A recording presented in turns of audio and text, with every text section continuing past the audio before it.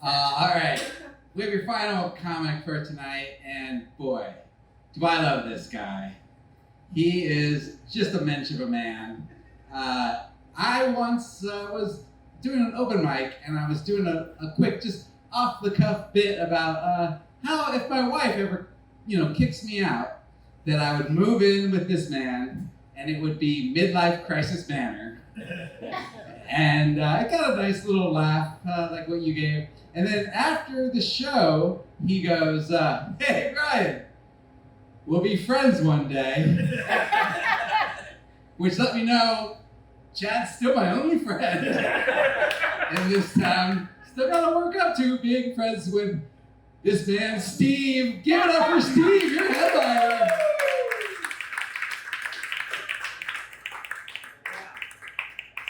Hey, keep it going, huh? Someday, buddy, we will be friends.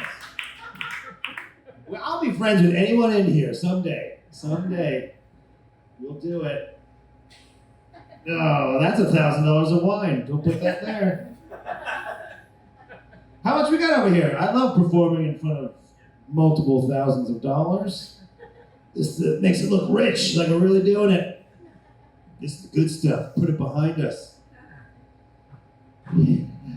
I have been fucking up, okay? Let's go ahead and start that. I almost didn't make it here. I got off work and I was like, oh, it's fucking 5 o'clock. Set an alarm for 6. That is plenty of time to be ready for the show. I woke up to like the gentle ringtone. I was like, that sounds like my ringtone. What time is it? It was 7:55. The show was at 8, and I was just sweating in my bed from a mid-afternoon power nap. I'm old. They say you're only as old as you fuck. Last woman I had sex with was 52, so I feel pretty old. We take afternoon naps together at the home. We visit each other. I visit her. She's not allowed to leave without a guardian, so I have to do a lot of the visiting. But well, great. We are killing it together. Okay. You don't believe me? No, we're good. Oh, thank God.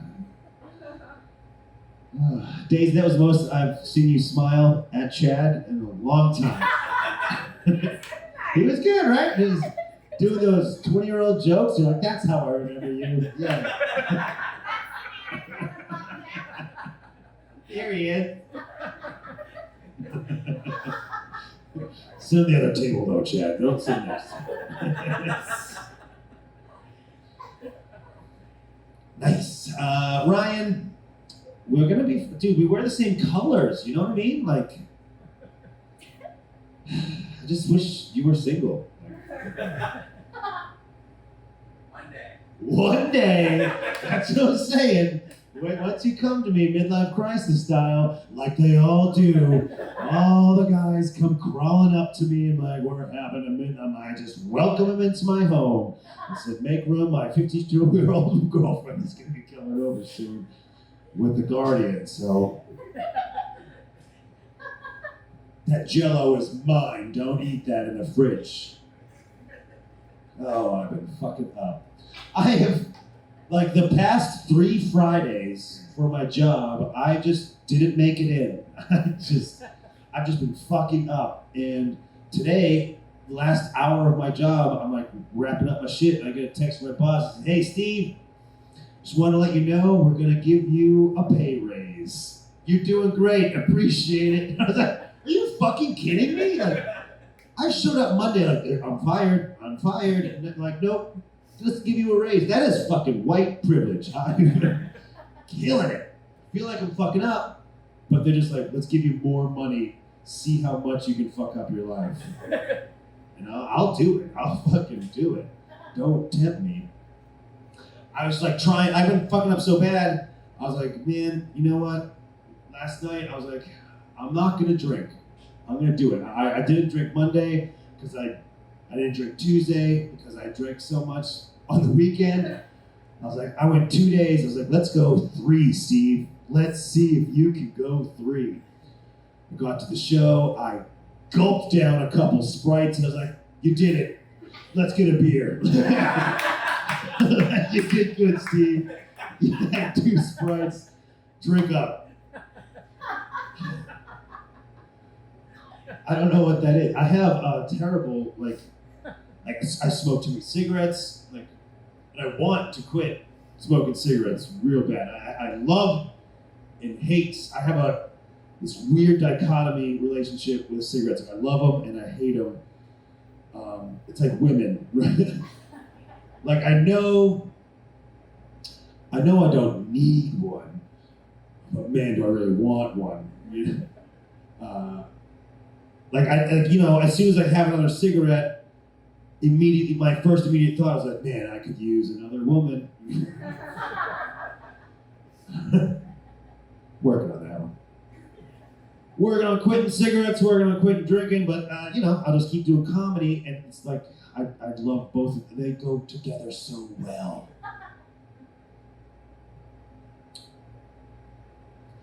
But fuck it up. But I got a raise, so let's keep on going. Let's see how much I can grind this body into the dirt. I treat my body how I treat women, actually. I was thinking about that recently. I was like, man, I treat my body like I treat women. I just treat them like shit because I know eventually I'm going to leave them for another one. That's how I'm a Buddhist. That's...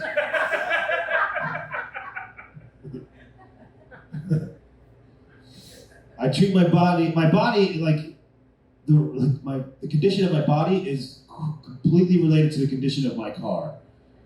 Right, like from outside the car, you're like, oh, that's nice. What's that, 2016 Ford Focus?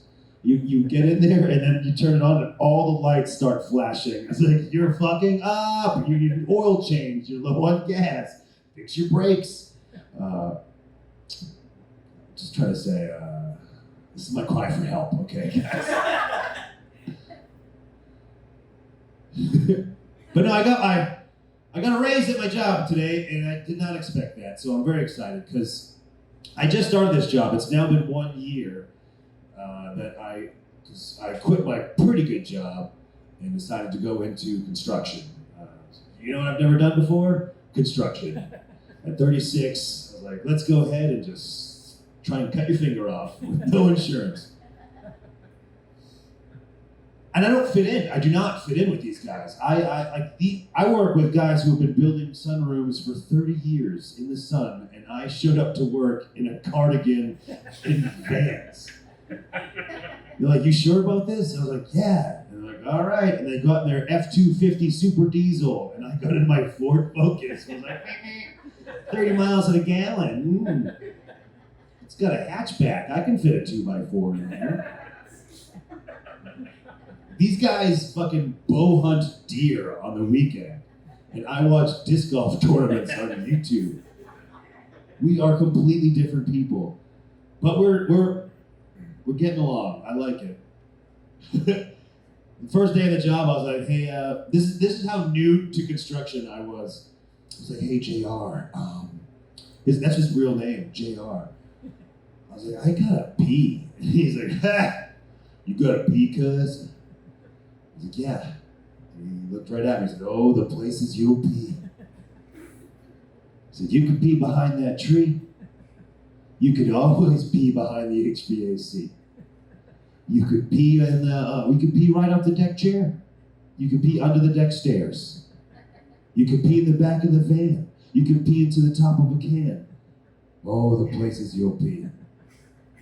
You can pee anywhere you can stand because you are a man. You can pee in the car. You can pee while you're standing at this bar. I could pee while staring you directly in the eyes. I'll probably get a little trickle on my thigh. I could pee into the top of a water bottle. The trick is you don't go full throttle. You can pee anywhere you can wipe down with a rag. I could probably pee into a Ziploc bag. Oh, the places you'll pee.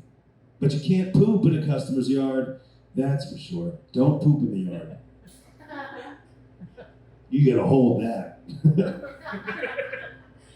And that's what's weird about my bodily functions I've learned. There's a weird sense of urgency. I can hold a pee in all day. I can go camping and for 3 days and not take a shit. I'll hold a shit in for 3 days, but I can't stop myself from coming in 36 seconds.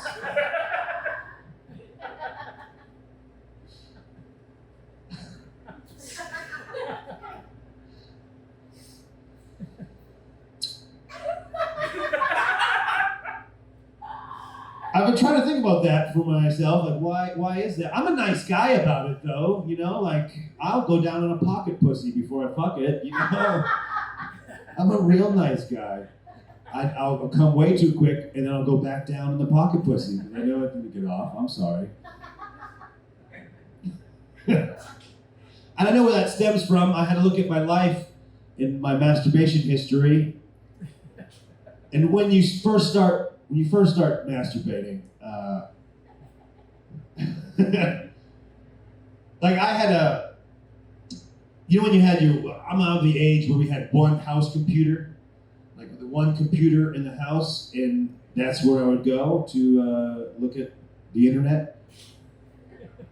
We kept that computer in the basement of the house, and in that basement was where my mom ran a daycare. Yeah, I jerked off in a daycare a lot. I heard that. Oh. The kids weren't there, okay? The kids were never there. Just during the day, and then at night I'd have to like move the play school kitchenette set and get to the computer and then look at some images because streaming video was not around back then. And here's the trick. When you had your one computer in the house, you look for the good JPEGs, print them out, take them to your room, fuck your pillow.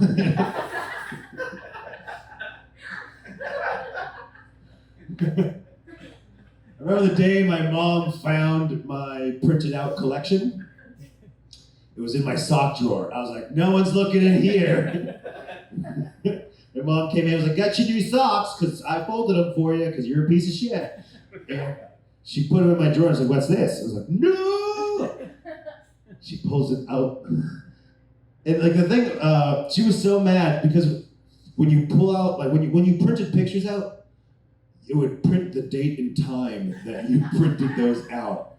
And she was like, you printed this yesterday. I was like, yeah, that's my new one. Please don't throw that out. I curated the internet for that. My dad wasn't even mad at the porn. He was like, you can do that on the internet? I'm like, yeah, dude. The computer never worked the same after that.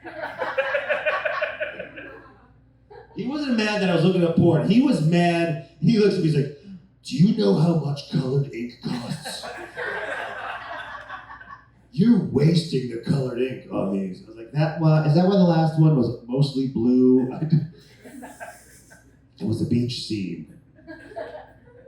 The worst part too, like think about that, like you know how many I wasn't good at the computer, and there was so many times I'd print out an image and it would just be like this small little picture on a big blank page, and then the date and time when I printed it. Man, I fucked that one up.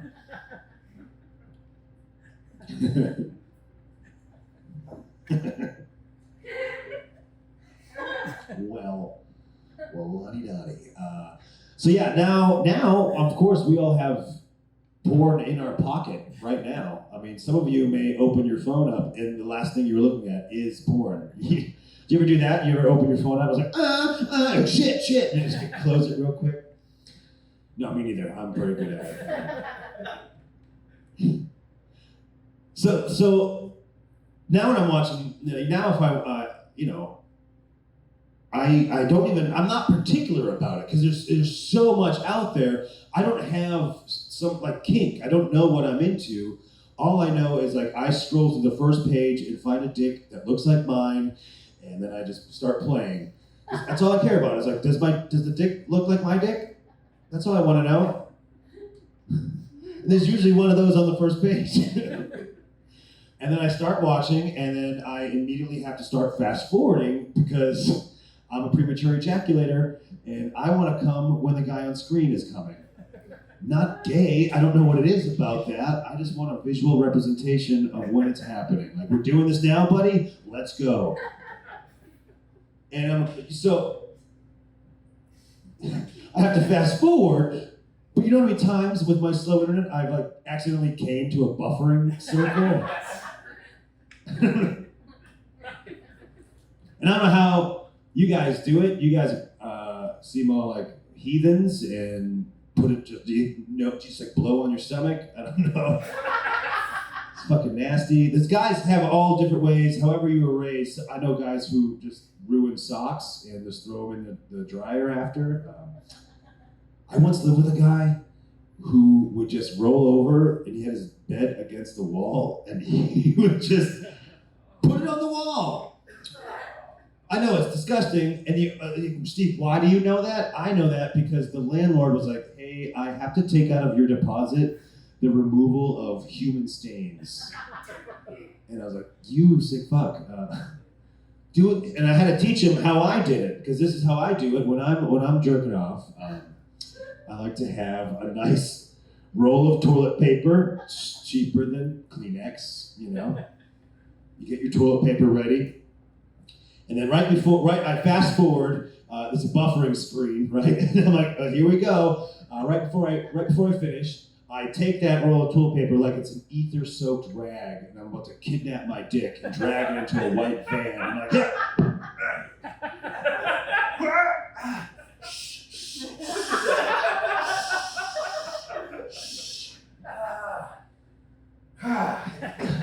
It always gets in the van.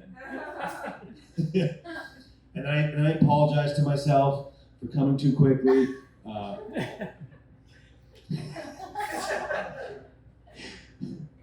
The thing about toilet paper, did you ever get toilet paper wet on your skin and how badly that sticks there? Yeah. So at the end of that session, I have to like just peel toilet paper off, rub it. Oh, shit.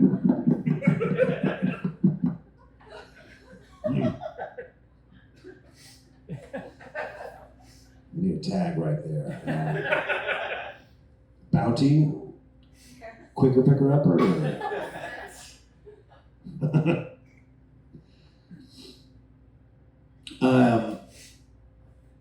I like women with tattoos a lot. I don't know. I have a guilty pleasure of watching shitty TV shows for no reason and getting into them. I recently, just in the past 2 days, I wasn't drinking. I plowed through 2 seasons of Ink Master. I don't even have a tattoo. Like, I don't have tattoos, don't plan on getting a tattoo, but I was like, this is the greatest show on earth. I don't know why. I was like, maybe they're gonna not blur out that nipple this one episode. Because that's how I used to watch TV. That's how I used to watch wrestling. I thought I never liked wrestling, but then I hear like words like, you know, Yoko, oh no, what was Yokozuna. Yeah, I was like, that's the guy I used to watch through the black box. We had a black box growing up, and it was all scrambled, never paid for pay-per-view. And that's that was my first porn. It was all scrambled in my dad's room. That was the other place I jerked off, was in my dad's room, because he had the black box in a waterbed. I just watched 2 seasons of Ink Master. I don't have tattoos. I don't have any tattoos because I don't stand for anything. Like, there's nothing that I want to commit to put on my body for the rest of my life. It's fine. Did you get insurance on that? But I love women with tattoos. Like, suicide girls are like my favorite thing in the world. And if you don't know what suicide girls are, you can look them up. You can Google suicide girls. The first thing will pop up is it's a woman with dead eyes. It's gonna have dead eyes and a bunch of sexy tattoos. And the thing is, I like them, but clearly, like, a suicide girl doesn't want to be with like a substitute teacher looking guy. Like I looked like I'm late for my substitute class. Where's my class? I was never in the school before. Hello? They don't want a guy like me. They want, a homicide guy. I was telling that joke, and I met this girl. She was like, you're a little sexist. I was like, okay. She's like, why? Also, like, she seemed pretty new agey to me, and I didn't, because she was like, why do they call it history? Why isn't it her story? And I was like, okay, broad. Let me tell you, I just called her a broad. I said, I don't care about that. I was like, we can change that to her story all day. I don't care. You should be more upset about her hysterectomy. I think we can give you that too, because it's hysterectomy, but it's yours. It's her hysterectomy now. You can have that. What you can't change is you can never, ever change it to him peas.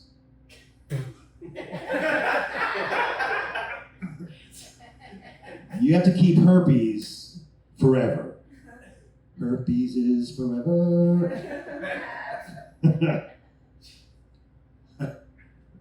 What is it about herpes that's like the grossest STD in the world? Like, there's such a stigma against that. Like, I think I would rather tell someone I had AIDS than tell them I had herpes. You tell someone you have AIDS, they go, oh my God, you're so brave. You tell them you have herpes, they go, oh my God, gross. You sick fuck. Whore. I'm just saying, I don't know where that came from. Like, it's not that bad, and no one's walking for herpes. There's no herpes benefit concert. There's no like T-shirt. It's like I fight for herpes. There's no herpes ribbon. What color is the herpes ribbon? Pink and purple polka dotted. I don't know. Flesh What? colored. Flesh colored. Yeah, it's flesh colored with pink polka dots. Red polka dots. Okay, guys. Well, that was my closer. So thank you very, very much. Hop Yard. Hey, keep it going for Rob. Rob's in a band, and I can't wait to see it. I love him. I love him very much. Love you. All right, keep it going for my future best friend, Steve. Keep it going for Rob. The performance string style night. Thank you very much for having us here. All the comics who performed tonight: Zach Burke, Matt Mitch, Michael. Sorry, I want to say Matt Mitch. I work with the Matt Mitch. I was like, Alex Stedding, Chad Fogan, and Andy Bottles. I've been Ryan McKee. Have a good night, and we'll be here again.